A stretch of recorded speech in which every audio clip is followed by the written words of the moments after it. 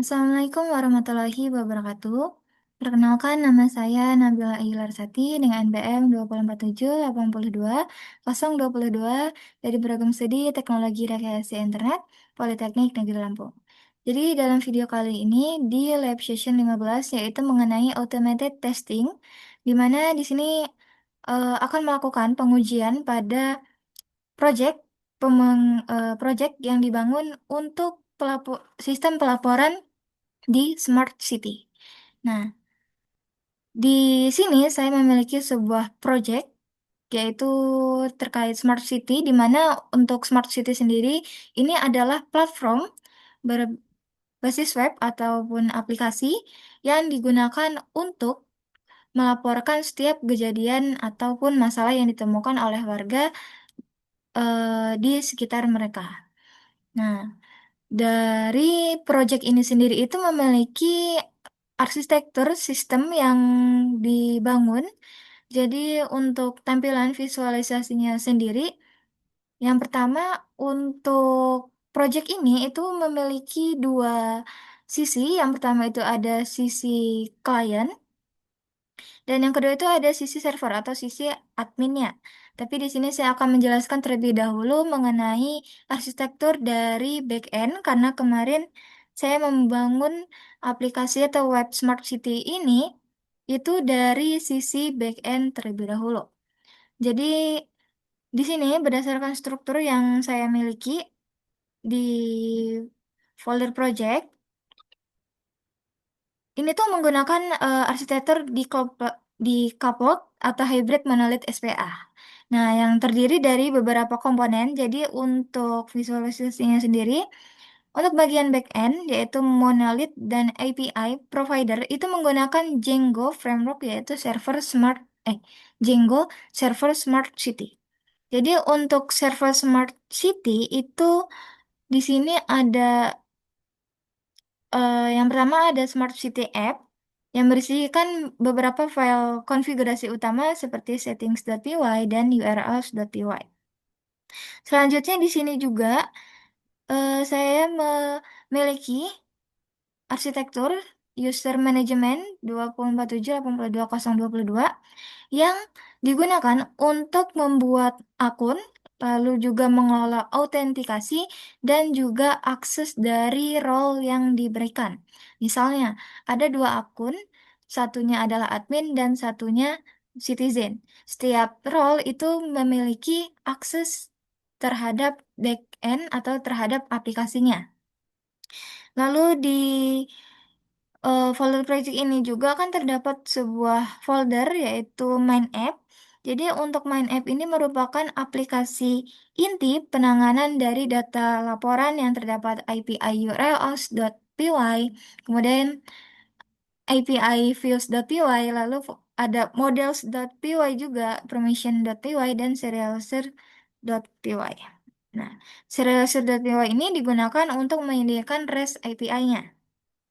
Lalu di sini untuk sisi render server side atau sisi ngerender UI-nya, ini tuh menggunakan template HTML dengan folder bernama dashboard 2478022. Di sini, nah, ini jadi untuk dashboard ini sendiri itu merupakan aplikasi khusus untuk merender halaman dashboard web admin yang berbasis server-side template atau Django HTML templates. Lalu setelah itu setelah diproses termasuk pembuatan akun, lalu pembuatan data laporan, itu semua akan disimpan ke dalam database yang di sini saya menggunakan database SQLite.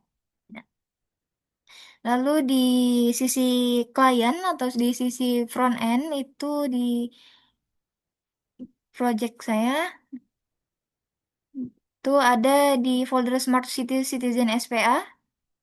Nah, jadi untuk front end ini sendiri itu kan merupakan arsitektur yaitu menggunakan application single page atau single page application di mana dia itu berisi berkas JavaScript di dalam folder Smart City Citizen SPA 2478022. Lalu di sini itu kan dalam folder front end ini ada sebuah file berisikan indeks HTML yang digunakan sebagai entry point, di mana dari indeks HTML ini akan dibantu oleh script JS, yaitu router JS. Di tadi di router JS ini, lalu dari routing itu akan melakukan autentikasi juga di bagian authority JS atau auth.js. Ini untuk pengambilan token. Lalu app.js ini digunakan sebagai logika aplikasi yang akhirnya dari ketiga entry point ini, ketiga hal ini itu masuk ke dalam eh, itu akan berinteraksi dalam antarmuka API. Nah, aplikasi ini tuh berinteraksi penuh dengan backend Django via panggilan API eh, asynchron atau eh, fetch atau AJAX. Tuh. Nah, itu untuk penjelasan terkait arsitektur sistem dari Smart City yang dibangun. Lalu yang selanjutnya di sini saya akan melakukan demo fungsionalitas terhadap aplikasi web Smart City yang dibangun. Jadi di sini kan terdapat dua portal. Yang pertama portal Citizen dan portal admin. Yang pertama di sini saya akan melakukan demonstrasi pada portal Citizen terlebih dahulu. Di sini pada bagian portal warga atau portal Citizen, saya akan login sebagai citizen yaitu Larasati. Kemudian saya akan masuk ke dalam webnya. Nah, di tampilan utama ini kan di bagian sini ada penanda bahwa si penanda nama dan juga role dari si usernya. Lalu di sini ada tampilan mengenai rekap status laporan, lalu untuk pembuatan laporan itu di bagian sini, dan di bagian sini adalah dashboard utama dari semua laporan yang ada. Nah, di sini saya akan melakukan demonstrasi pembuatan draft laporan. Nah, di sini saya klik buat laporan baru, kemudian di sini misalnya saya menemukan jalan rusak. Dan jalan berlubang. Bang, nah untuk kategori itu istilahnya fasilitas publik atau ini misalnya ini ah,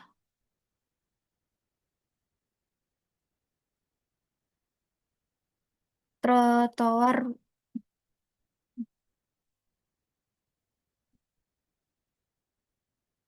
tidak rata. Ini saya kategorikan sebagai fasilitas publik yang digunakan. Lalu untuk lokasinya misalnya di Jalan Agung Subroto nomor 15. Lalu untuk deskripsi detail ini bisa kita jelaskan misalnya trotoar yang rusak itu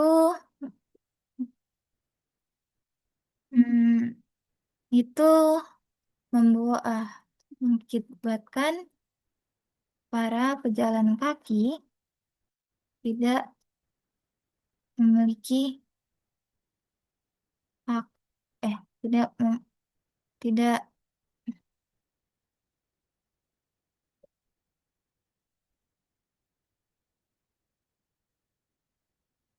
tidak nyaman dengan perjalanan mereka ya ibaratnya gitu perjalanan mereka karena rusaknya trotoar yang seharusnya mereka gunakan atau pakai gunakan tapi akhirnya malah turun ke bahu jalan.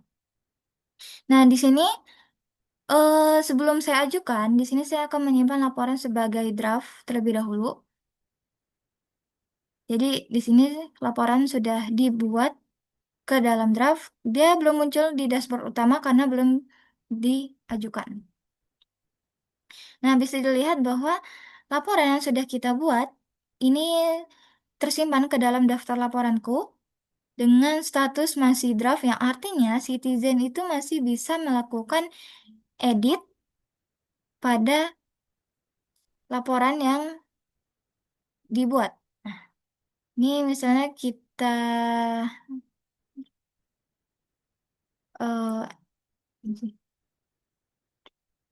kita hapus saja titiknya misalnya, terus kemudian kita simpan draft lagi. Nah, di sini bisa dilihat bahwa untuk perubahan yang kita lakukan itu akan disimpan. Lalu di sini saya akan mengajukan laporan yang baru saja dibuat. Setelah dibuat laporan yang disimpan, eh, ini akan disimpan dengan status reported, yang artinya sudah dilaporkan ke sisi backend. Lalu di sini juga saya akan menunjukkan mengenai fitur anonimus, anonimitas, di mana setiap pelapor itu tidak akan terlihat siapa pelapornya. Misalnya di sini kan akun user adalah Larasati, tetapi untuk ID pelapor atau nama pelapornya di sini adalah warga anonim. Yang artinya dari sisi admin maupun sisi citizen lainnya itu tidak akan melihat siapa yang melaporkan laporan tersebut. Selanjutnya, di sini saya akan melakukan demonstrasi pada portal admin. Jadi untuk portal admin sendiri itu ada di bagian sini. Saya akan logout terlebih dahulu untuk menguji login. Di sini akun dengan username Nabila UL itu adalah sebagai admin. Sini saya login. Kemudian bisa dilihat bahwa laporan yang sebelumnya dibuat oleh Citizen di bagian front end, ini kita masuk lagi. Di bagian front end yaitu terkait laporan rata tidak rata, itu kini masuk ke dalam back end si admin, yaitu dengan judul trotoar tidak rata dan untuk statusnya masih reported. Di sini pada bagian portal admin, saya akan menunjukkan untuk halaman dashboardnya. Nah, halaman dashboard ini menampilkan dua grafik. Yang pertama itu ada dohnat bar, di mana di sini dia menunjukkan antara laporan in progress dan reported itu seimbang. Sedangkan untuk di sebelah sini adalah statistik dari kategori yang menggunakan grafik batang. Untuk fasilitas publik ini tiga, sedangkan untuk kebersihan itu jumlahnya satu. Lalu di sini saya akan menguji live search, fitur live search, di mana saya akan mencari laporan terkait trotoar tidak rata. Nah, ini langsung muncul bahwa laporan terbaru terkait trotoar tidak rata itu muncul di bagian laporan terbaru. Nah, yang selanjutnya, di sini saya akan melakukan perubahan status laporan yang baru saja dibuat oleh Citizen pada poin sebelumnya. Jadi di admin ini sendiri sebenarnya dia tidak semena-mena menghapus laporan yang sudah dibuat oleh Citizen. Di sini bisa dilihat bahwa admin itu dilarang untuk menghapus laporan yang sudah dibuat. Tetapi admin memiliki otoritas untuk mengupdate status dari laporan yang sudah dibuat oleh Citizen. Misalnya di laporan terbaru terkait trotoar tidak rata, ini saya update statusnya menjadi verified. Kemudian saya update. Nah, saya lihat bahwa status berhasil diperbarui dengan detail laporan dipertunjukkan untuk status workflow-nya verified. Ini juga bisa langsung step perubahan ke in progress. Sini saya kembali ke portal ini, bisa lihat bahwa status dari trotoar ini dari laporan trotoar itu statusnya verified, sudah berubah. Kemudian saya lihat, nah di bagian front end ini bisa lihat bahwa ada notifikasi yang sempat muncul, notifikasi pop-up bahwa ada laporan yang sudah diubah statusnya oleh admin yang sebelumnya laporan trotoar tidak rata ini berstatus reporter, kini dia berubah menjadi verified. Lalu di sini ada terkait hmm, bedah kode atau dokumentasi API. Jadi dalam program ini sendiri memang memiliki banyak kode yang digunakan. Sini saya akan menunjukkan kode blok yang paling menantang.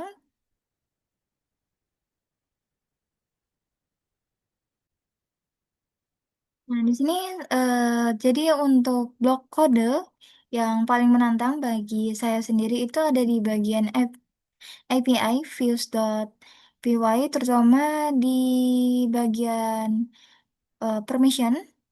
Jadi untuk perbagian class permission ini sendiri itu agak menantang karena dari sini kita harus menentukan logika untuk admin dan citizennya.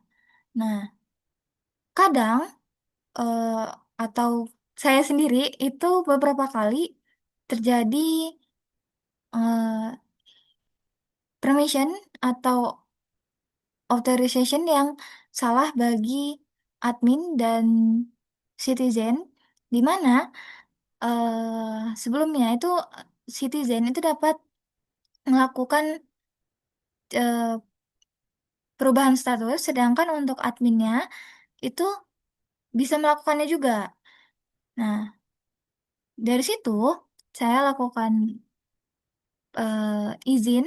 Jadi di mana untuk citizen itu hanya bisa membuat laporan dan juga menghapus dan mengedit laporan yang sudah dibuat. Sedangkan untuk admin, adminnya sendiri itu tidak boleh eh, mengedit laporan yang sudah dibuat oleh citizen. Jadi di kode atau blok ini sendiri, ini tuh agak rancu untuk urusan logikanya, karena beberapa kali terjadi kesalahan atau kekeliruan terhadap logika permissionnya. Lalu di sini juga saya akan melakukan eh, demonstrasi juga terhadap Swagger atau Scalar. Jadi di sini saya akan masuk ke sisi Swagger saja. Ini sih.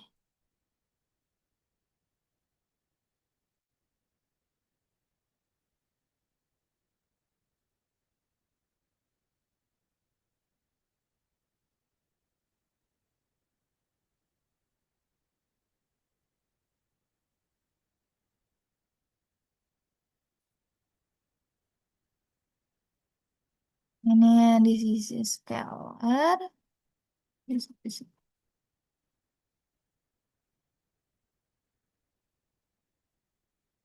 Nah, di sini saya akan melakukan dokumentasi API yaitu menggunakan Swagger UI, di mana di sini kan tertera semua daftar endpoints pada operational system. Di sini saya akan mendemonstrasikan salah satu endpoint fungsional, yaitu pembuatan laporan API. Nah, di sini try out, kemudian kita execute.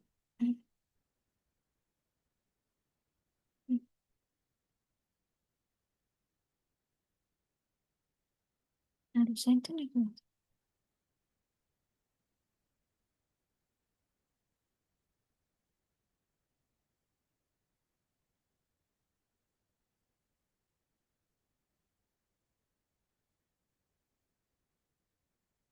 Ini token. Kemudian di sini coba kita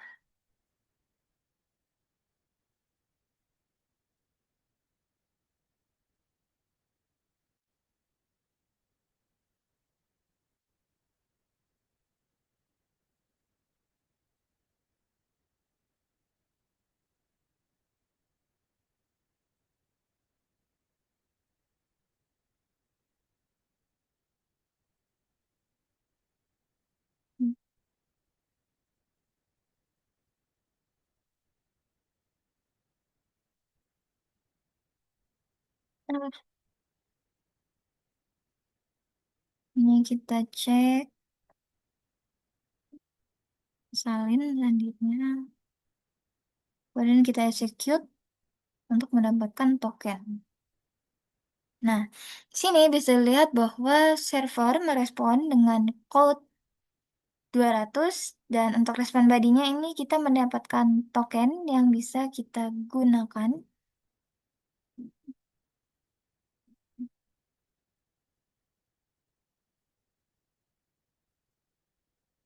Ini kemudian kita unlock authorities, kita masukkan.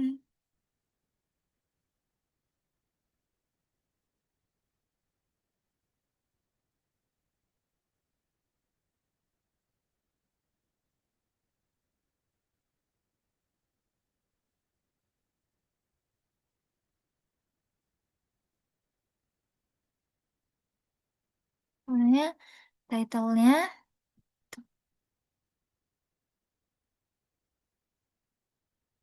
open formal handbook. Untuk kategori tuh infrastruktur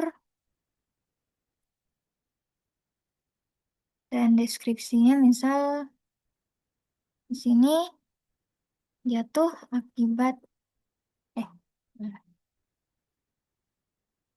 ambruk akibat angin kencang dan hujan lebat. Untuk lokasi misalnya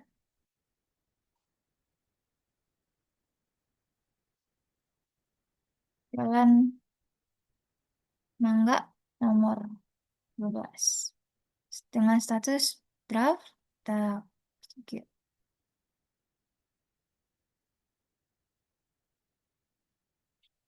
kita ubah jadi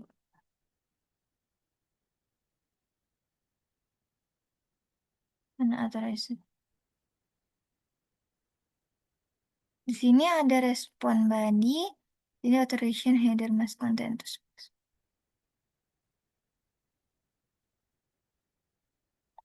Mhm.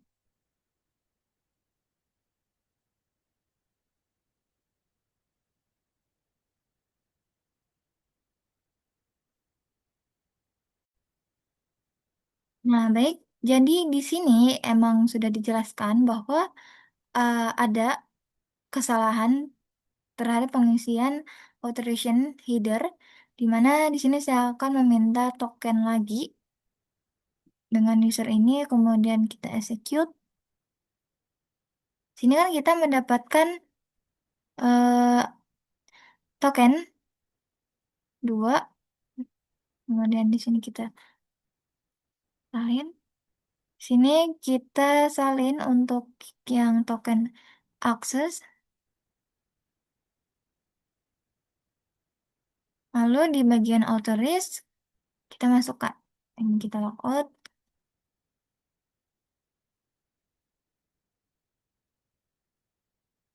dan kita coba lagi di. Nah, bisa dilihat bahwa untuk di sini pada bagian Swagger tuh.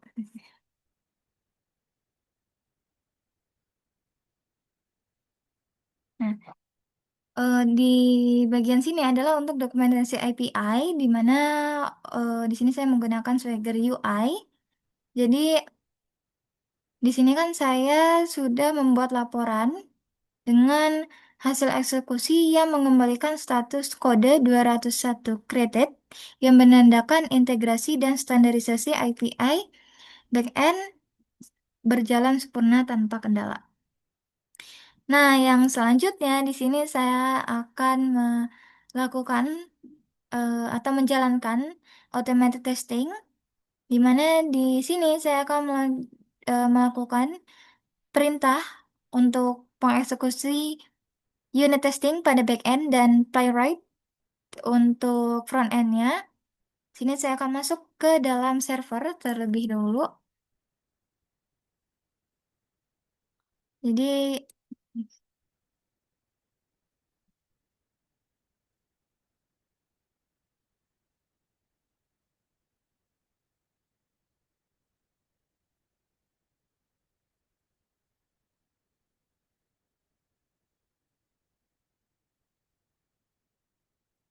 nah, sini saya akan masuk ke server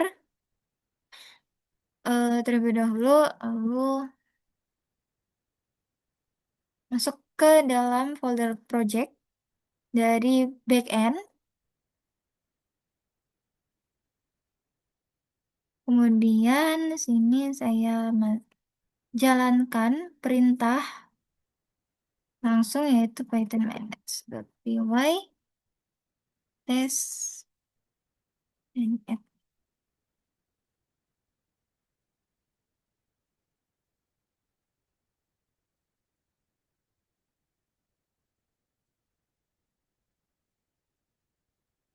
manage.py test main app.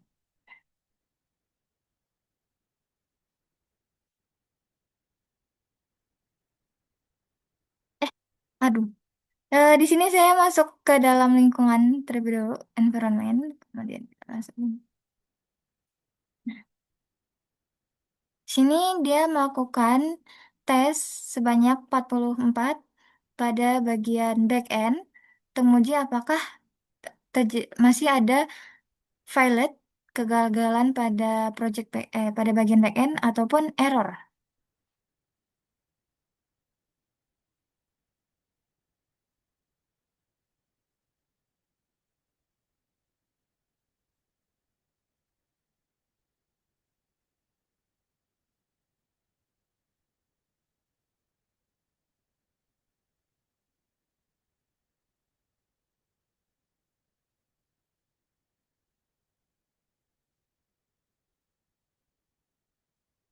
Nah, untuk pengujian backend ini sendiri memang cukup lama dikarenakan tes jumlah tesnya sendiri itu ada 44.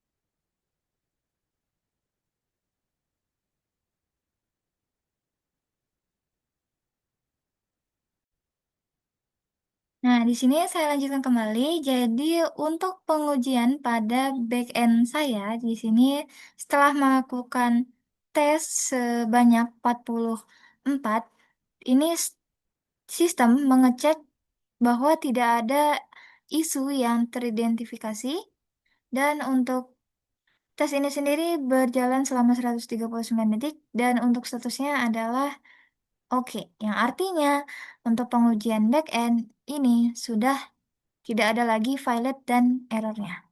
Nah, yang selanjutnya di sini saya akan melakukan pengujian pada front end. Tapi untuk front end di sini saya akan melakukan pengujian pada di lokal. Jadi untuk di front end ini sendiri, sini saya akan menjalankan server back end-nya dan juga server front end-nya. Di sini untuk server back end sudah berjalan, kemudian untuk server front end juga sudah berjalan dan di sini saya akan masuk ke dalam Smart City, Citizen SPA, lalu sini saya akan melakukan tes playwright yang menggunakan visualisasi.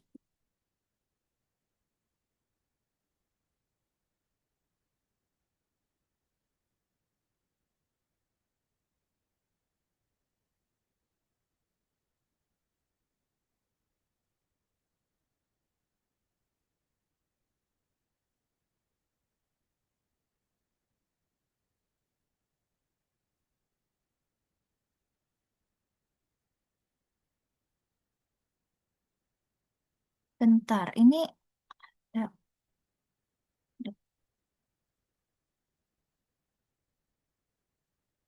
ini di bagian 4 ada kesalahan. Sebentar.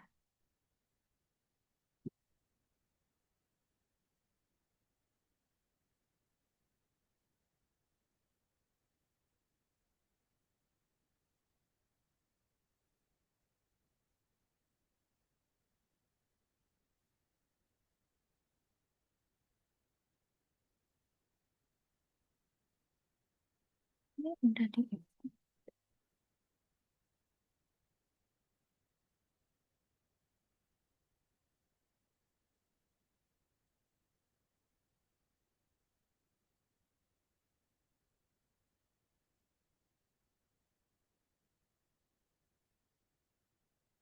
Nah, jadi sebelumnya dari 9 tes yang dilakukan, ini ada 7, hanya ada 7 yang berhasil lolos. Jadi untuk duanya ini valid pada dashboard admin karena salah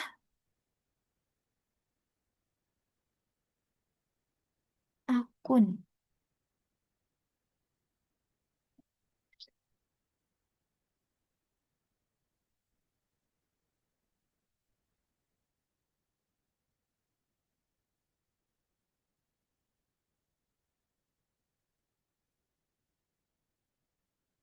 Ini kita jalankan ini.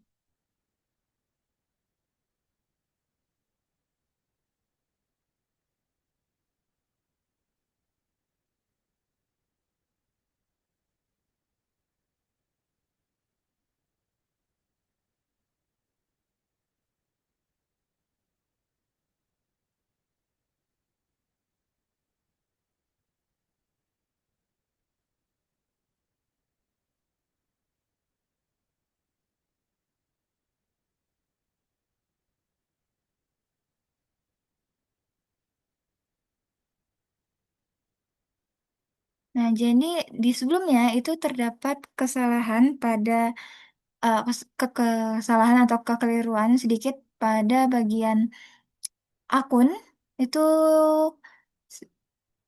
di sini saya mengujinya menggunakan akun yang lain. Nah, tapi bisa dilihat bahwa dari 9 tes yang dilakukan itu kini telah lolos. Nah, yang selanjutnya di sini mengenai refleksi. Jadi untuk satu kendala yang paling sulit pada project ini, eh, yang pertama itu saat itu ini, kalau bagi saya sendiri adalah saat membangun template HTML-nya, di mana untuk bagian tampilan itu kadang tidak sesuai dengan apa yang diharapkan, dan juga bagaimana cara agar fix ke ini. Untuk interaktif UI-nya itu agak kendala juga, di mana kadang malah bug dalam versi terjadi bug itu dalam versi mobile-nya.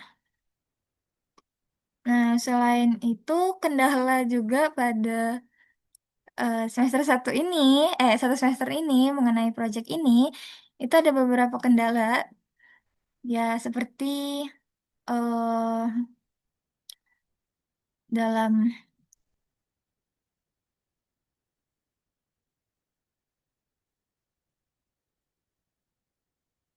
ada beberapa kendala misalnya dalam membangun kode, URLs, agar setiap page itu terhubung satu sama lain. Nah, gitu. Dan mungkin kendala lainnya seperti itu logika terhadap role yang digunakan, kemudian ya, untuk permissionnya, lalu lainnya.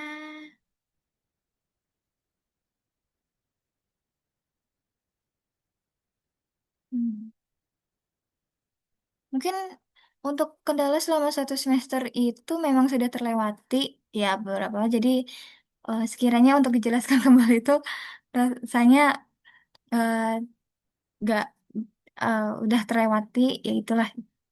Jadi di sini mungkin untuk lebih ke depannya akan lebih teliti lagi terhadap aplikasi atau proyek yang sedang dibangun sehingga di saat mendekati deadline itu tidak ada lagi fitur ataupun hal lainnya yang akhirnya menjadi kekurangan dari proyek ini. Nah, mungkin hanya itu saja dari video kali ini. Mohon maaf bila ada salah kata atau kurang bisa dipahami. Saya akhiri, saya ucapkan terima kasih. Wassalamualaikum warahmatullahi wabarakatuh.